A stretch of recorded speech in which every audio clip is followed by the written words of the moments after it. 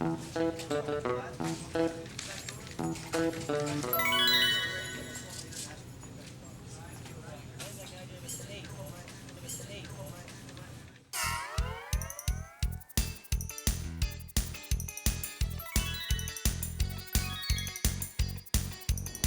that we've completed the construction of the cabinet, it's time to build the drawer. And if you think about it, the drawer is constructed pretty much just like a cabinet. You have two sides and a top and a bottom, or in the case of a drawer, a front and a back.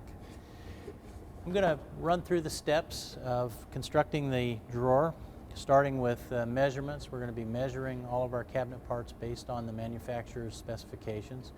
Then we're going to cut the parts on the table saw. And we're going to make a dado here. Then we're going to go over to a router, table router, and we're going to cut some more dados. And then we'll come back to the table saw and cut some specialty notches, and that'll give me a chance to show you how to use a dado blade.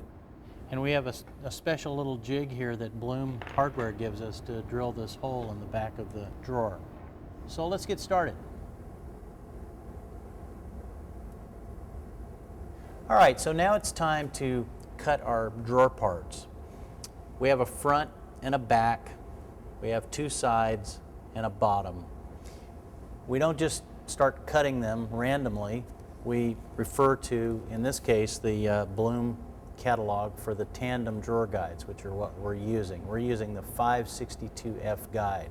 So I would get in the book here, find all the information I need, and actually when I do this, I do something very similar to what I'm going to do on the board. Draw it out, calculate my parts. So we've got three things that we need to size. We have the sides,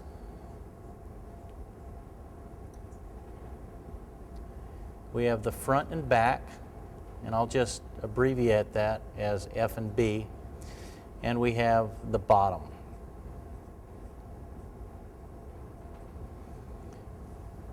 So let me show you how you would go about calculating all of these parts. All right, so let's start with the sides. That's probably the easiest one to do because all we have to do is refer to the Tandem 562F catalog page, go in and look at it, and it tells us that we're going to make a side that's 305 millimeters. And actually, we're using a mismanufactured drawer guide, which is actually going to require it to be 300 millimeters. Now let's calculate the front and back. Now, consulting the hardware pages in the Bloom catalog, it tells us that the distance from the inside of the cabinet to the inside of this drawer is 24.5 millimeters. And the same would be true on the other side. 24.5 millimeters. So let's look at what the inside measurement of our drawer is.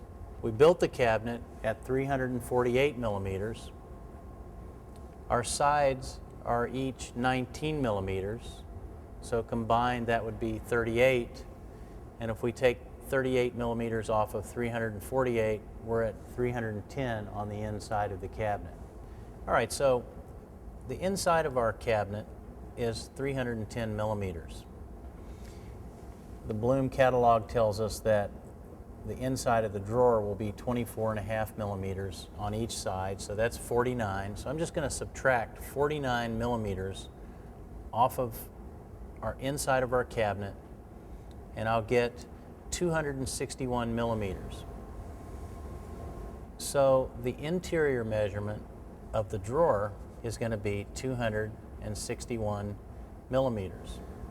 Okay, we're almost there. We have the inside measurement of our drawer, but what we really want to know is the measurement of the back and the front of the drawer. And remember, we have a lock shoulder joint here where this little tongue goes into the cabinet 6 millimeters and 6 millimeters here. So if we take the inside measurement of the cabinet and add 6 millimeters and 6 millimeters, we'll have the measurement for our front and back. We know the inside measurement is 261. Our tongues are each 6 millimeters, so then there's two of them, so that's 12 millimeters. So I'm just going to add 12 millimeters to the inside width of the cabinet, and we get 273 millimeters. So our front and back are both 273 millimeters in length. Now, we haven't talked about the bottom yet, and I'm going to come back to it in just a moment, but the one thing we still need to do is figure out what the height of the drawer sides and front and back will be.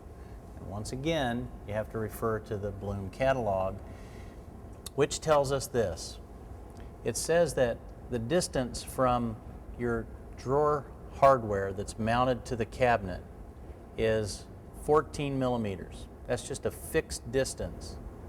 They also tell you that this distance from the top of the drawer to the top of the cabinet can be no less than 6 millimeters.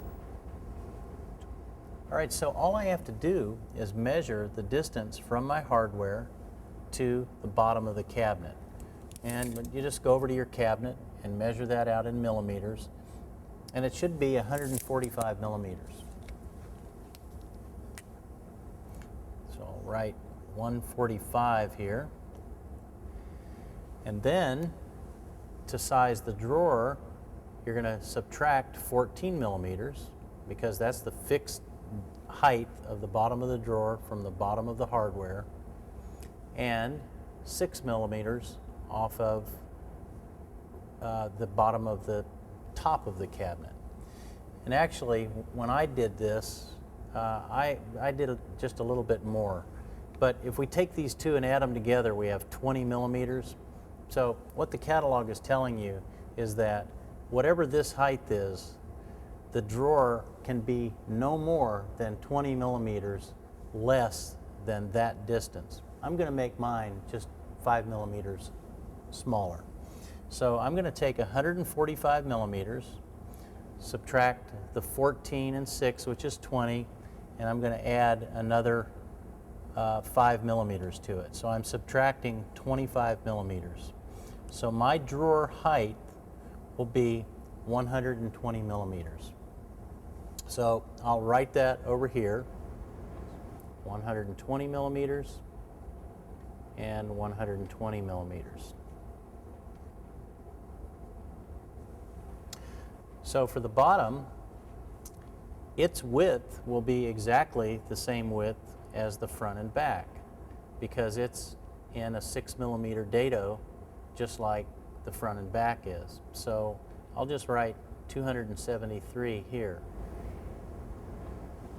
All right, so now let's do the front to back, or the depth measurement of our bottom. The drawer side is 300 millimeters deep, and the thickness of our material is 12 millimeters. And we know that we have a 6 millimeter dado that is going to house the bottom. So if we just subtract 6 millimeters off of the front, 6 millimeters off of the back, we're going to subtract 12 millimeters, making our bottom 288 millimeters in depth. So the bottom will be 273 by 288. So hopefully you can see how important it is to refer to the hardware pages in your catalog of whatever hardware you're working with. So let's go over to the table saw and build our drawer.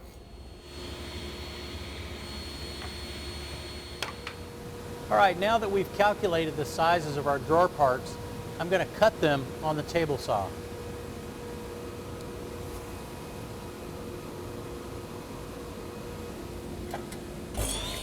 So I'm going to cut them to length and width, and I'm also going to cut a dado for the bottom.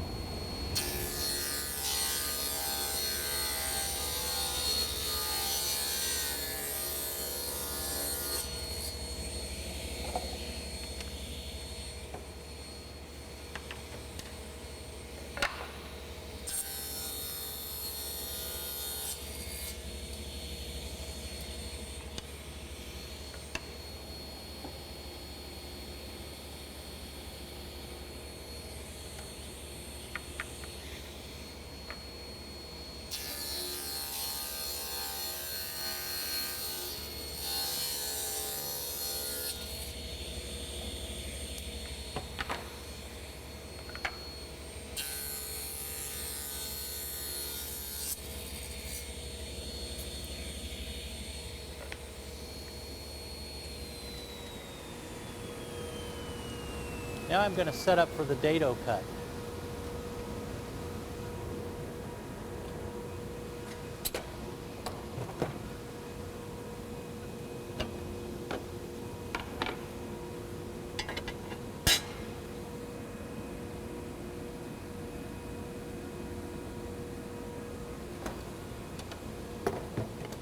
According to the Bloom specifications for the tandem drawer that we're using, the dado for the drawer bottom is up 12.5 millimeters.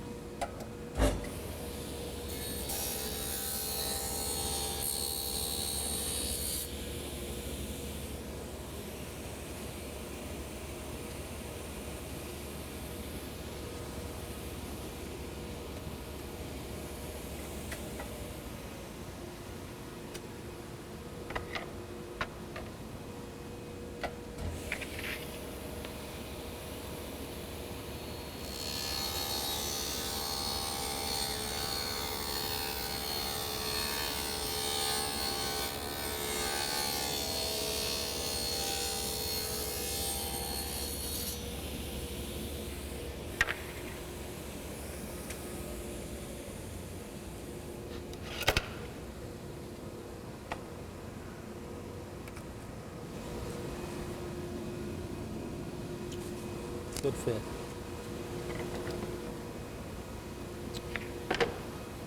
Okay, now we're going to cut them to length.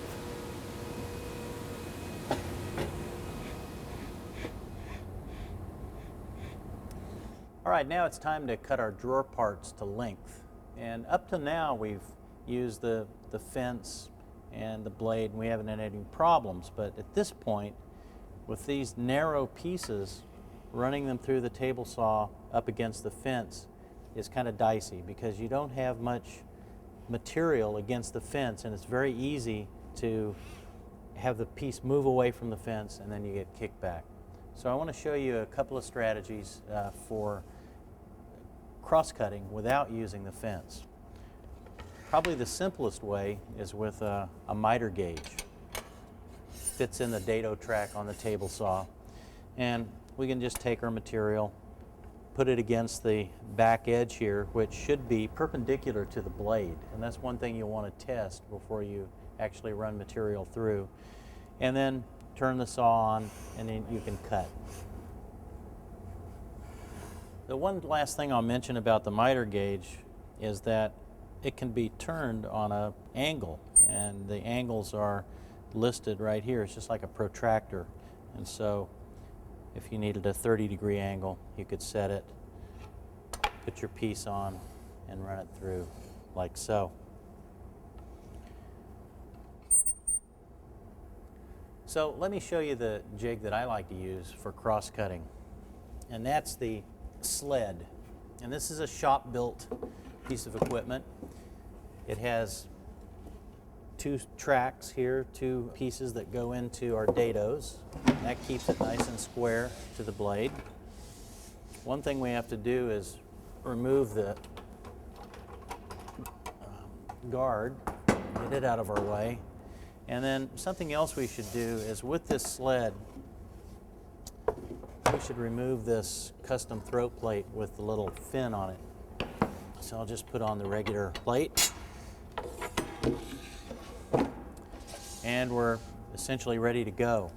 What's nice about this is that you can put a piece of material against the fence here and you really have good control over it, whereas you don't have quite as much control with the miter gauge. A couple of more little safety tips about using the sled.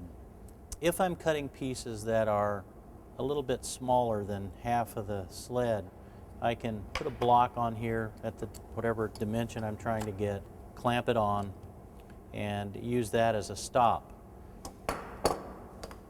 But if I need to cut a piece longer than the sled and come over here to the fence, remember, if you're over here holding on to this side of the piece, when you run this through, you're going to lose control of the piece between the blade and the fence. And we all know that's not what we want to do because kickback will happen. So a strategy to help you with that is to set the measurement over 3/4 of an inch, since this material is 3/4 of an inch, and then just set up a simple little block on the fence that you can now put your piece against and then run it through. And once it goes through, whether you're holding on over here or over here, it's not touching the fence, so it can't bind. I've set up a stop on the sled, and I've set it at 300 millimeters because the length of our drawer sides is 300 millimeters.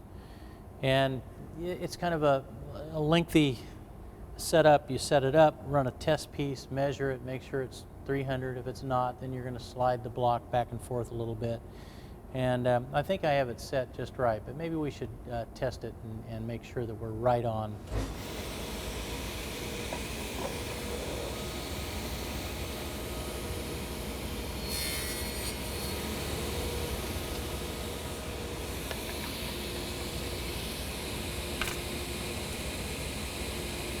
.300 millimeters.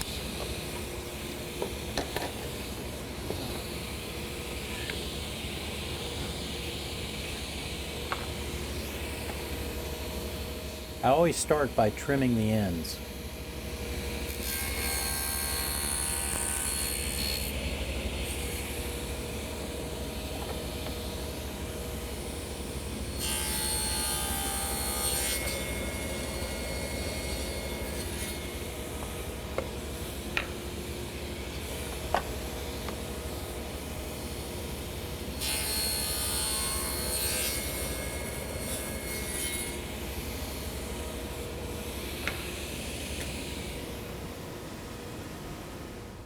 All right, so our sides are cut and they're 300 millimeters long. The front and back are 273 millimeters, so that's a 27 millimeter difference. So rather than move this block, I'm just going to leave it right where it is. I've cut a little piece of material that's 9 millimeters, and I'm just going to clamp it on. Once again, if I had 30 drawers to cut out, I'd want to cut all of my sides first at the 300 millimeter setting, and then I'd want to move it back and forth for the different widths of the drawers.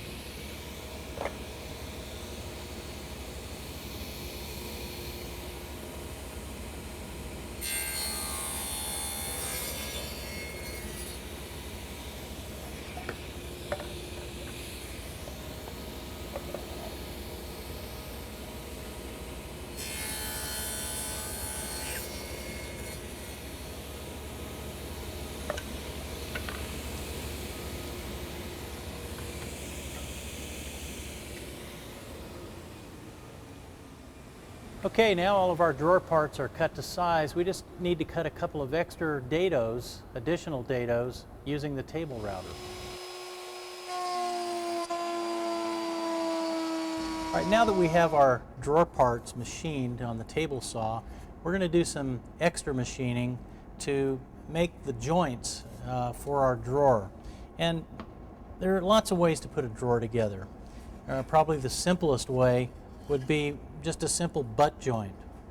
Of course, the downfall of this is that all you have holding it together are the nails and any glue, and edge gluing never works very well. Another thing you could do is do a rabbet, and you pick up a little bit more gluing surface here, but if the drawer is banged up against the cabinet, you can see that this can just fall apart. So probably the best joint for the small cabinet shop is what's called a Lockshoulder joint. The sides have a dado, and the front and back have a rabbet. And we're going to use the table router to do this. Now, the table router is set up specifically for this task, and it's really quite simple. It's all based on the thickness of the material. And so our first rule is that our material has to be somewhere close to a ½ inch or 12 millimeters thick. This actually is 12 millimeters.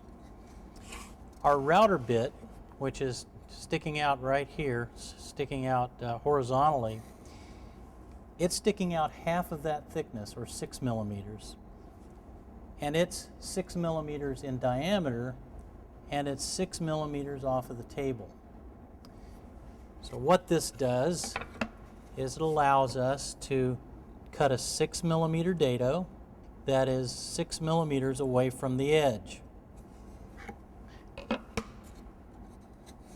It allows us to cut a rabbet that's 6 millimeters deep and leaves 6 millimeters. And so when we put this together, it fits nice and snug, it's flush on the face, and it fits together very nicely. And one thing I wanted to mention about this joint, and you'll see it when we put it together, is that by having this rabbet and this dado, we have lots of gluing surface here.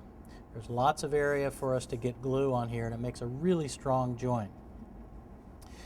Now, as I said before, the side is going to get the dado, and the way we're going to do that is we're going to run the drawer part through just like this. And that's going to give us the dado, and we're going to run the front and back of the drawer through like this, and that's going to give us a rabbet for the front and back. All right, now I'm going to put my test piece aside and get ready to cut the actual drawer parts. Now remember, we're cutting dados on the sides and rabbets on the front and back, so it becomes very important to identify what's a front and what's a back and what's a side. So I'm going to mark these, and I'll just mark it on the bottom. I know that the drawer depth is longer than the drawer width, so I'm going to mark the longer pieces with an S for sides, and the shorter pieces F and B for front and back. Now, one other point that I want to make is that when you run these pieces through, for example, here's a back, so it's going to run through like this. This would be wrong. This is kind of what looks to be right, but actually we want the inside of the drawer against the table, always. So for our fronts and backs, you'll want to put the dado down towards the table, turn it around, run it through again, and then on your sides, you want the dado against the fence. Run it through, run it through. To recap that, the inside of the drawer always goes against either the fence or the table. And finally, when we run the sides through, we want to use a follower strip behind it, because what happens is as this piece runs through and it comes out here, it's going to want to tear the material away. It'll tear it up, and you'll have a real patch job there. But if you put a follower strip behind it, the material has nowhere to go. It's kind of like the throat plate. You remember we made our custom throat plates over there so that as the table saw blade turned down, it didn't allow the material to blow out. So we want to do the same thing here. We want to put a little follower strip behind it. All right, so let's go ahead and route our drawer parts.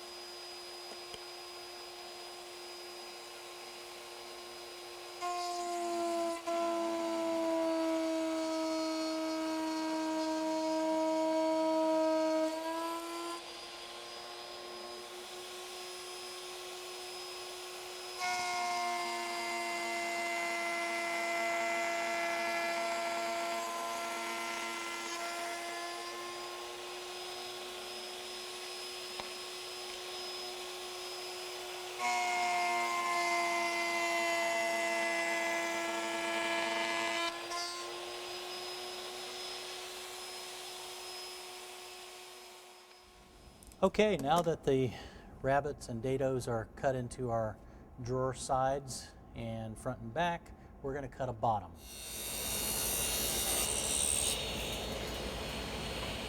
In order to cut the bottom, I'm going to dry fit the drawer parts together and just take a measurement. And dry fitting just helps to make sure and ensure that everything fits properly, that the dados are all on the right side and on the inside of the drawer, and it gives me one last opportunity to measure the drawer. And I'm supposed to be 285 millimeters in width, and that's good, and the depth is 300 millimeters, and that's right on. Now it's very simple to calculate the width and depth of the drawer bottom. All we have to do is take the depth and subtract 12 millimeters. But I'm going to add 1 millimeter to that, and I'm actually going to subtract 13 millimeters. So that just gives us a little bit of play in there. We don't want to make it exactly to size. We want it just a tad smaller, just 1 millimeter smaller. So I'm going to take the depth of the cabinet, I'm going to subtract 13 millimeters. I'm going to take the width of the cabinet and subtract 13 millimeters. So my bottom is going to be 271 millimeters by 287 millimeters. So let's go to the table saw and we'll cut the bottom.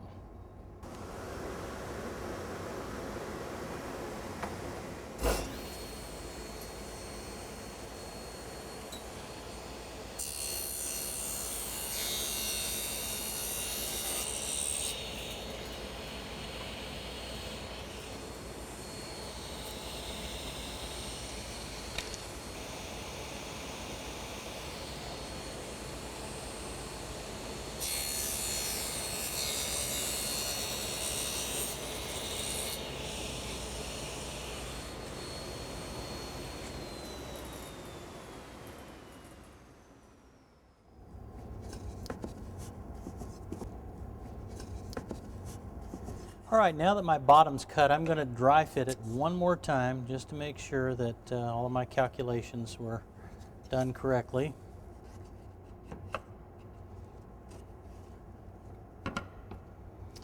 Usually what I do is put a side down on the table and then fit the front and back on, and then the other side. It goes together nicely that way. All right, looks like a good fit. So now we can glue and nail the drawer together. And just sort of a refresher on, this is very much like building the cabinet. We want glue, of course. We need to have a wet rag ready. I've got the hot melt glue gun here all set up, and we're going to glue the bottom. And then I've got my nail gun right here with 1-inch pin nails in it.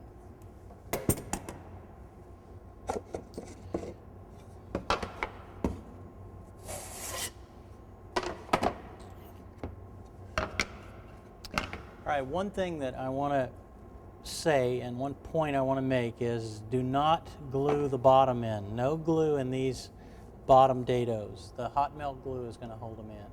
What happens is if you put glue in here, once you put it all together and squeeze it together, the glue will squeeze out on the inside of your cabinet and it'll make a mess and you'll never get it cleaned up. So that's why we hot melt it on the bottom side of the drawer. So I'm going to glue it up. Make sure that you get glue on all of the surfaces. All right. I'm going to put my bottom in.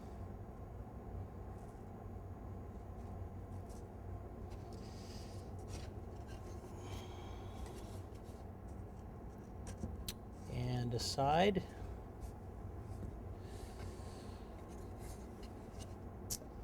Oops. And the other side. Now I'll glue the dado on this side.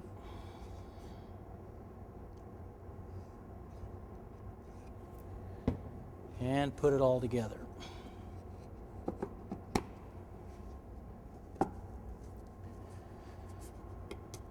All right. Now I'm going to clean it up a little bit here. I've got quite a bit of glue oozing out.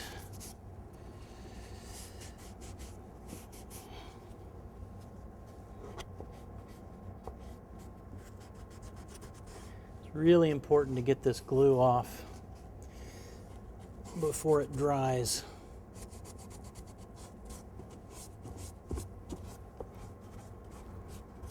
All right.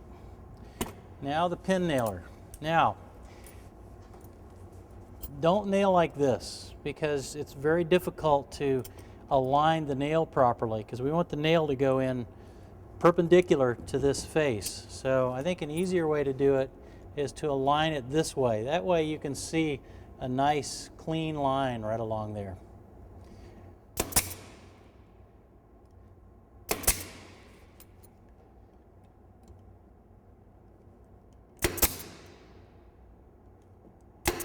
And really the sole purpose of these nails is just to hold the drawer together until the glue can dry.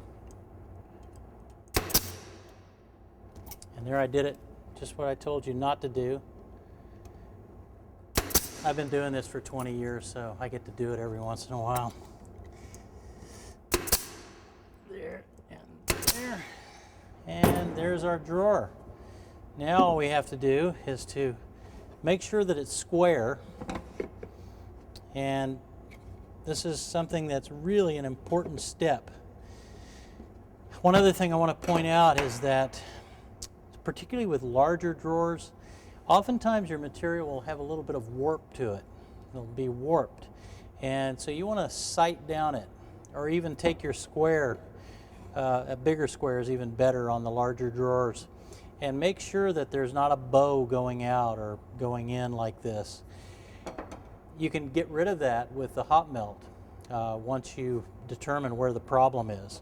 But this one looks pretty clean. Looks like we're in good shape. I'm just going to square it up here. I'll check it in a couple of different spots. It looks really good. And now I'm going to hot melt it.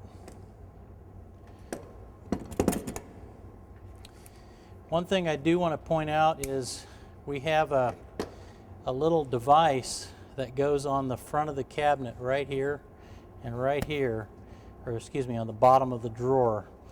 So we want to hold our hot melt back just a little bit so that it doesn't get in the way of that piece of hardware. So I'll run a bead here, here, and here.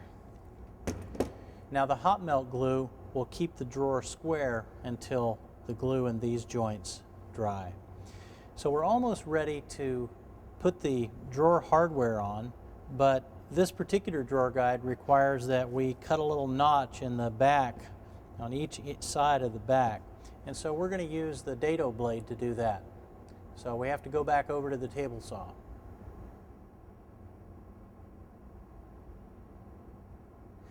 Okay, now we're going to set up a dado blade, and in order to do that, I'm going to go ahead and take the guard off and take the regular crosscut blade off.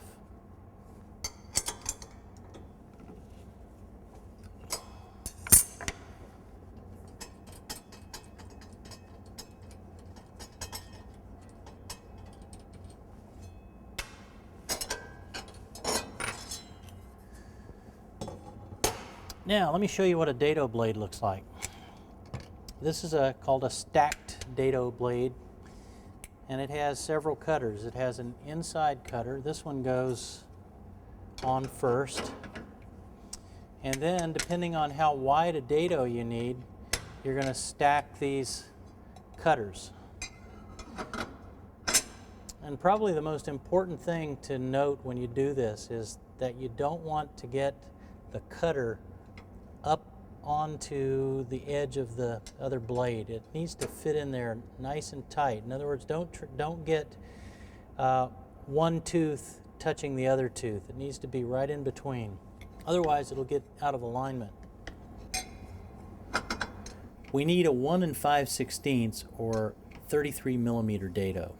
Now, this will only go a little bigger than 3/4 of an inch, so we're going to have to make a couple of passes.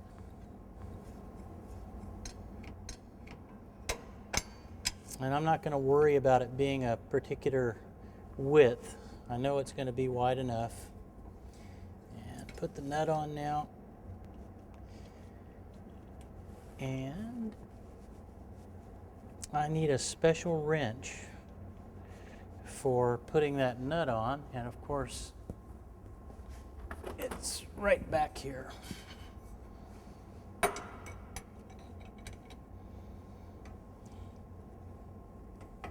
All right, and just like with the table saw blade, I'm just going to pull it nice and snug. Now, the other thing is, obviously, we don't want to use our custom-made throat plate on here, and we don't even want to use the other throat plate that we saw before that came with the saw, this one, because it's just not wide enough.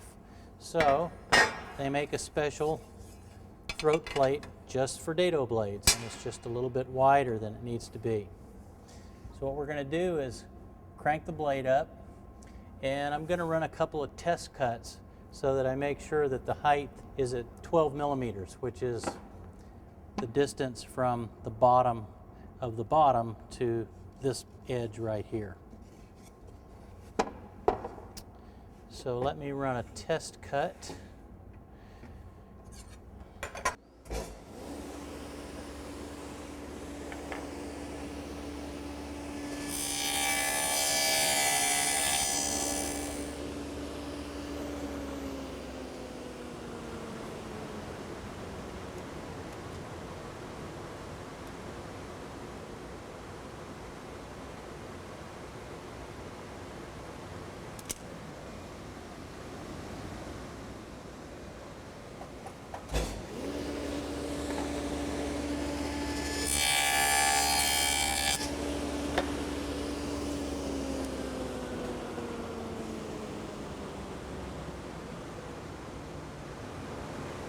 All right, that's set right at 12 millimeters.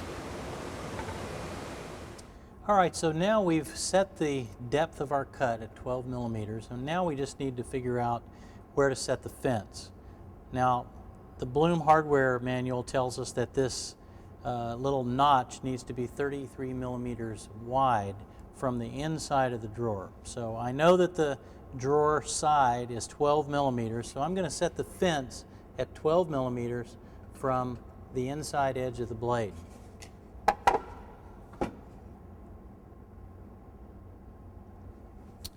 Now I'm ready to make my first cut.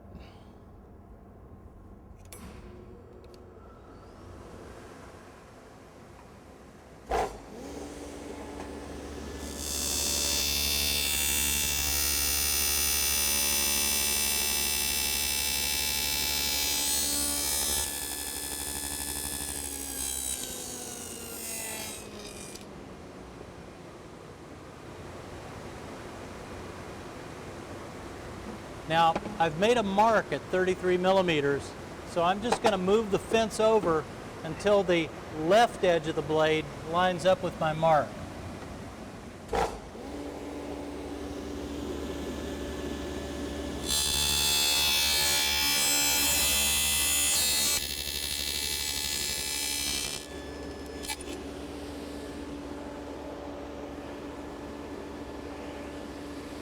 Now I'll set up for the other side.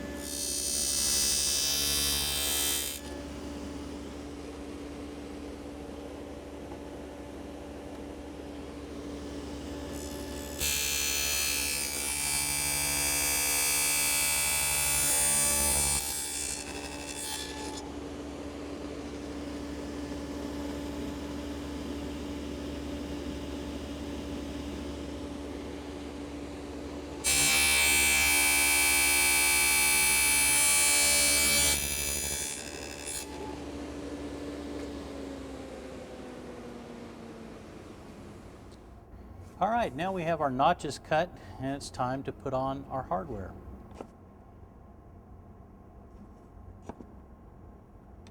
All right, I wanted to show you why we cut the notches in the back of our drawer. The drawer guide goes on just like this, and it actually protrudes through the back end of the drawer, and there's a little pin right here that goes into a hole that we're going to drill next. Bloom has, of course, engineered a nice little jig for us to bore that hole through. So I want to just point this out to you. There's two ways that you can put this jig on here. There's a right way and a wrong way. The right way is to flush it up against the inside of the drawer, not against the outside of the drawer. All right, because all of our dimensions, if you remember, were calculated from the inside drawer measurement. So it's important to force it up against the drawer. We have a special drill bit that's going to go in here. It has a little stop on it so that it'll go to the right depth. And so let's go ahead and bore the holes.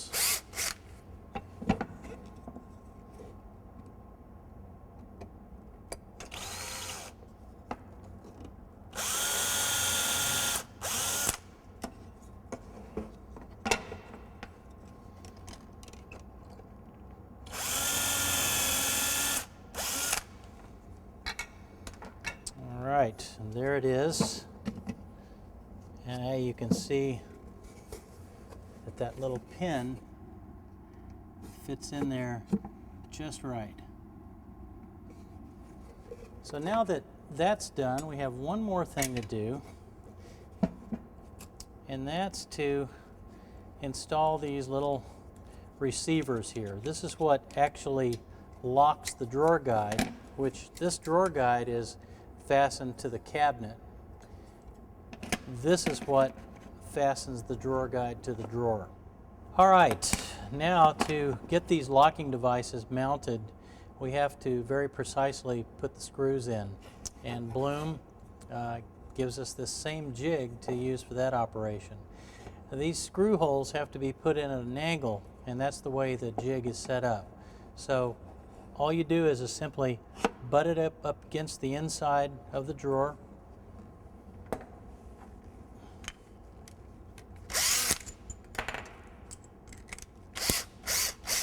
Mount this special screw, and it's or this special bit, and drill out these two holes.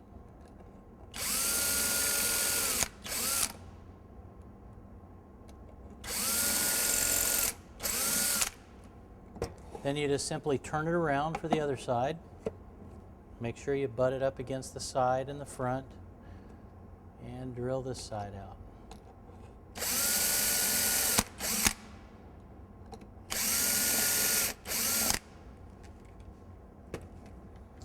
Now, it's just a matter of screwing in the locking devices. Make sure that the orange part is towards the inside.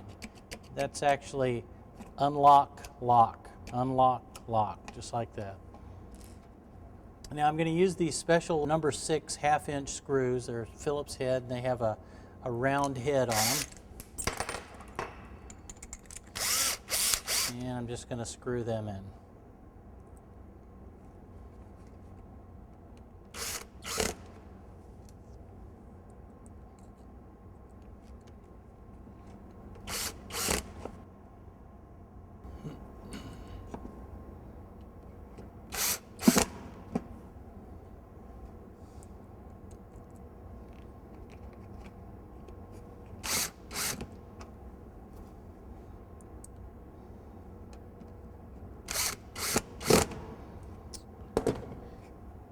That's it. The drawer is finished.